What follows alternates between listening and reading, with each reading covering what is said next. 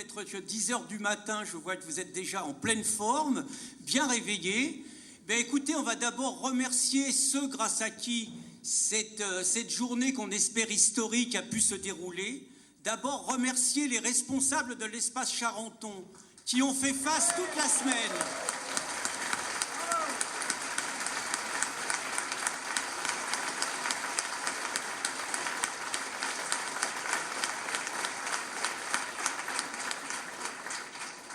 Qui ont fait face toute la semaine à des intimidations, à des menaces de la part de groupes politico-religieux qui se croient déjà en Iran et qui croient déjà qu'en France la charia s'applique. Remerciements également à la préfecture qui a su résister.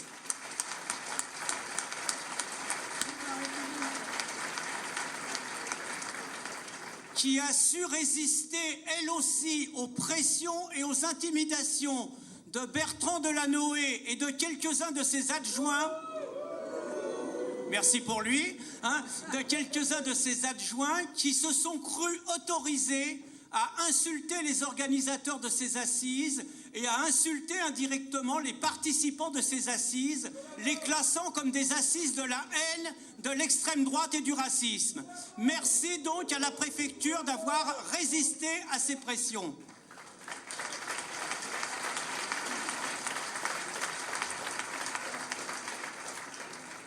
Et puis, les républicains que nous sommes ne peuvent que remercier également les forces de l'ordre, donc la préfecture. Vous avez vu que malgré les menaces qui visaient à intimider le maximum de personnes, la préfecture a fait ce qu'il fallait et nous avons des policiers qui sont dans le froid depuis 7 heures ce matin pour sécuriser l'espace Charenton et faire en sorte que ces assises se passent bien. Je voulais les remercier.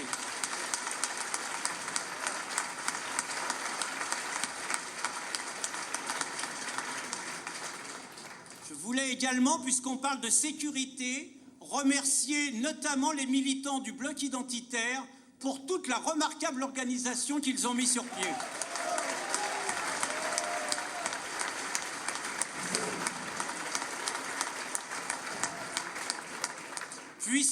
Puisque je parlais de la préfecture, nous avons donc lu malgré tout sur le communiqué de la préfecture, dont l'essentiel était qu'il autorise ces assises, nous avons vu malgré tout que nous étions sous contrôle et donc qu'il y avait dans la salle des policiers qui étaient chargés de contrôler absolument tous les mots qui seraient dits lors de cette réunion, voire de sévir contre les organisateurs.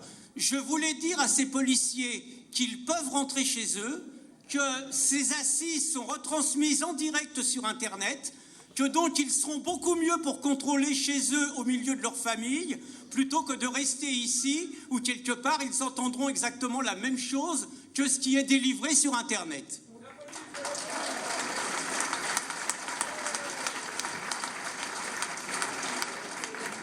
Je voulais également donc remercier les remarquables attachés de presse que nous avons, à travers Bertrand Delanoë et tous ceux qui nous ont insultés et menacés, qui manifestement ont réussi dans leur entreprise, puisqu'alors qu'ils visaient à diaboliser ces assises et à faire considérer tous les participants comme d'horribles racistes, à 10 heures, la salle est déjà aux 3/4 pleine, et je préfère ne pas imaginer ce que ça va être à 15 heures cet après-midi. Donc nous avons des attachés de presse exceptionnels, ils sont gratuits, et nous tenons à les remercier.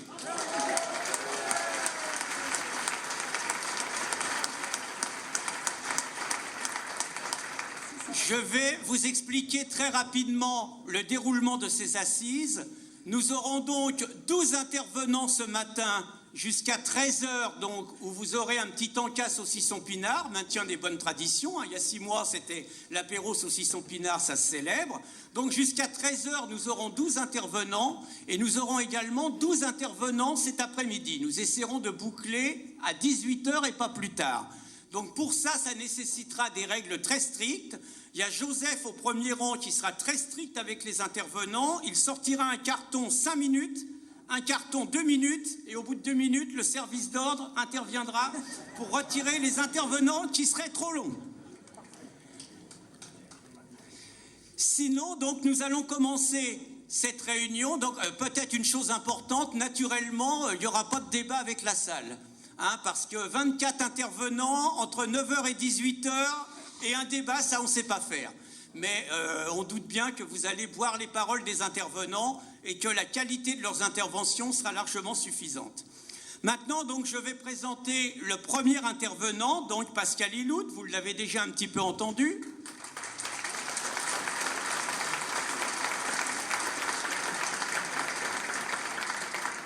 Il est né Mohamed, mais il s'appelle Pascal. Et j'ai envie de dire qu'il est beaucoup plus français, laïque et républicain, bien que né au Maroc, que nombre de nos concitoyens. Pascal, je t'invite à prendre la parole et Ali Makli se prépare.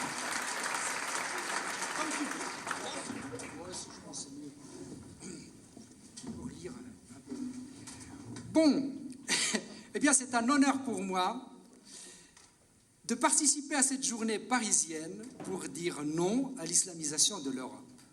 Non à l'islam partout où il prend le pouvoir sur les êtres humains. Il leur impose la soumission, inscrite dans le corps, dans l'espace et dans le temps. Non à la soumission, signification première confirmée par la pratique du mot islam.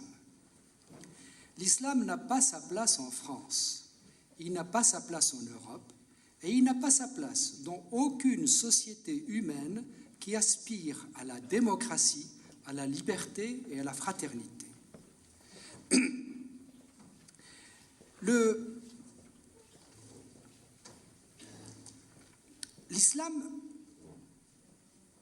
L'islam est un fascisme, un diktat, dicté en allemand. Le Coran se définit comme une dictée d'Allah, à prendre de force ou à laisser sous peine des pires châtiments, ici-bas et dans l'au-delà. La peur, la menace, l'intimidation font partie intégrante du message coranique confirmé par la pratique de Mahomet. Mahomet est l'islamiste, il est l'extrémiste par excellence, vénéré par tous les musulmans. Mahomet a pratiqué le qital, du verbe qatala, c'est-à-dire tuer. La guerre, le qital, est une prescription du Coran.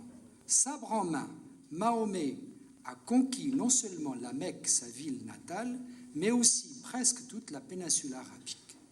Pourtant, Allah était vénéré par les tribus arabes à côté d'autres divinités féminines et masculines. Nous savons donc que, dès le début, l'islam a été un totalitarisme qui supporte mal la concurrence, il supporte mal le débat et choisit l'épreuve du combat. L'islam s'est imposé par la terreur, par le sabre, et il continue de s'imposer par la poigne et par la terreur de ses dictateurs partout dans le monde musulman, par l'intimidation, par le chantage, par la menace, par la pression sociale et par les exécutions dès que les fidèles aux pratiques de Mahomet en ont la capacité. L'islam est un ensemble d'idées totalitaires. Il n'a rien de moins comme ambition que de régenter tous les aspects de la vie des croyants. Il les invite à user de tous les moyens de persuasion et de coercition pour convertir la terre entière à la seule religion qui vaille, à l'islam. Cette pensée totalitaire et cette pratique expansionniste doivent être combattues avec la même force et avec la même détermination que toutes les idées fascistes et que toutes les idéologies totalitaires. Là où l'islam s'installe dans la société, la liberté, l'égalité et la fraternité sont grignotées, vidées de leur sens. Par petits bouts, sous couvert de pratiques religieuses, ces trois principes de notre démocratie et de notre République subissent des restrictions.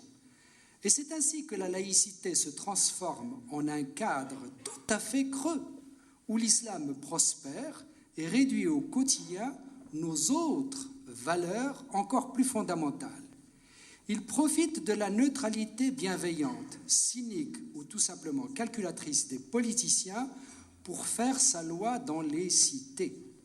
Les musulmans de France et d'Europe savent pertinemment que la loi du nombre leur est favorable et que cette loi du nombre fera en sorte que les prescriptions islamiques auxquelles ils obéissent et les pratiques quotidiennes qui en découlent finiront par s'imposer d'elles-mêmes à toute la cité, avec un grand C. Ce n'est qu'une question de temps, de quelques générations.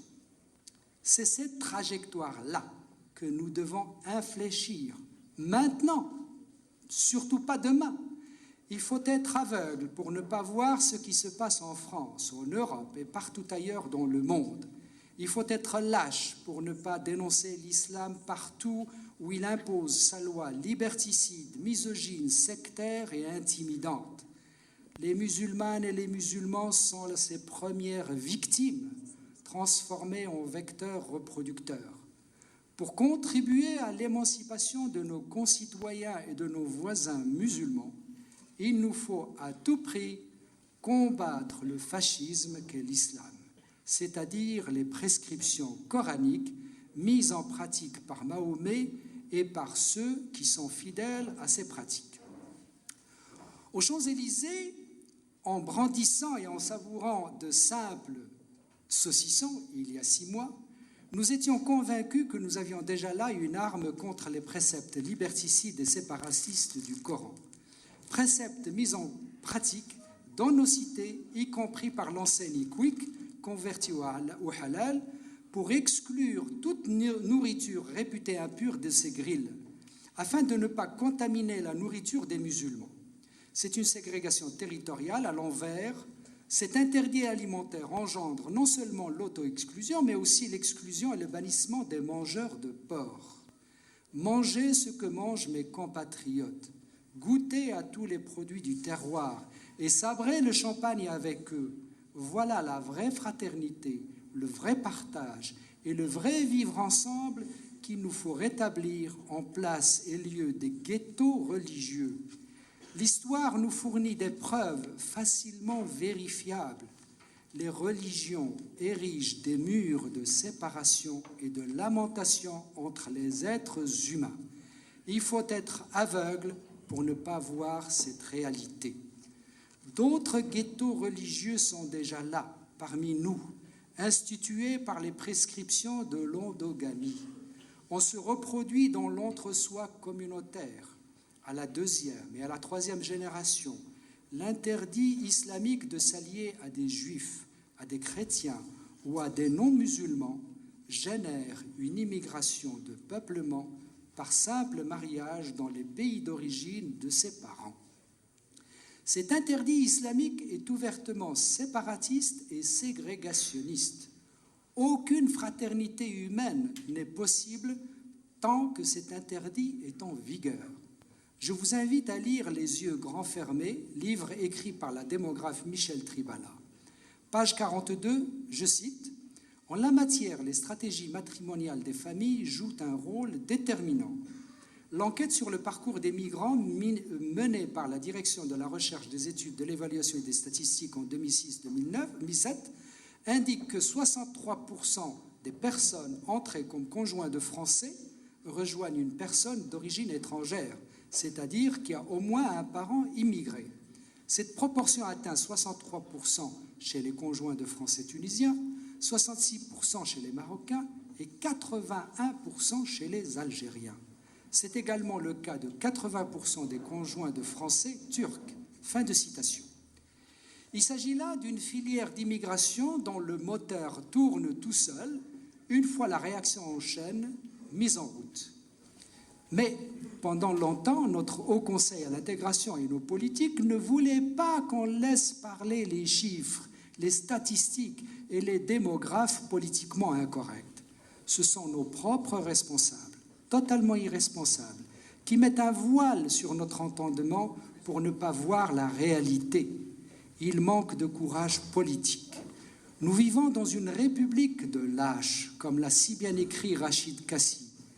Le livre de Thilo Sarrazin, que j'ai ici à côté, démontre que cette cécité volontaire, cette dissimulation de la réalité, est aussi endémique chez nos voisins allemands. Nous savons pertinemment que l'islam est liberticide. Il y est interdit sous peine d'exécution de critiquer le Coran et Mahomet. Salman Rushdie, Theo van Gogh, Ayaan Hirsi Ali, Robert Redeker, Wafa Sultan, Charlie Hebdo, Geert Wilders, les caricaturistes danois et bien d'autres en savent quelque chose. Il est clair pour moi que l'islam, de par ses interdits, ses restrictions et ses pratiques les plus élémentaires, est tout à fait contraire à notre désir de rester libre, de faire société, de vivre ensemble, de réaliser l'intégration et l'assimilation, de perpétuer le creuset de fusion que la France a toujours été. L'islam est facteur de désintégration, de séparation et de régression en matière de civilisation. Les interdits islamiques consolident des ghettos vestimentaires, alimentaires, sexuels, matrimoniaux, esthétiques, sportifs, médicaux, bancaires, commerciaux, sépulcraux, de la conception à la mort, en y passant toute la vie. Pour l'amour des générations futures, nous devons dire non à l'islam, à ses prescriptions et à ses pratiques. Merci beaucoup.